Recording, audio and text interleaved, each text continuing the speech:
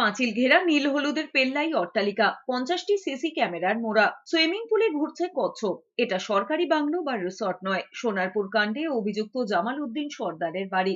রয়েছে ঘোড়াও। সেই ঘোড়া দেখাশোনার দায়িত্বে রয়েছেন একজন, যার মাইনে নাকি 10,000 টাকা। আরো 7 পরিচারিকাও রয়েছেন।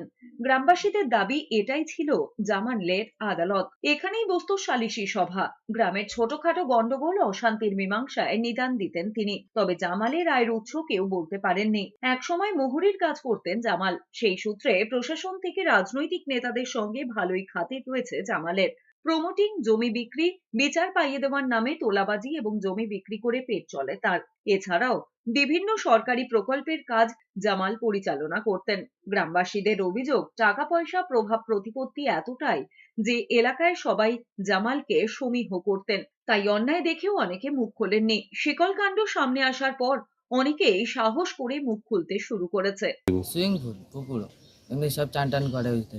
তক্তার উপরে ওটা কি ভাসছে? কচ্ছপ আছে ওটা। ওটা কচ্ছপ? হ্যাঁ, মানে জ্যান্ত? হ্যাঁ জানতো। ও কতদিন ধরে রয়েছে এটা?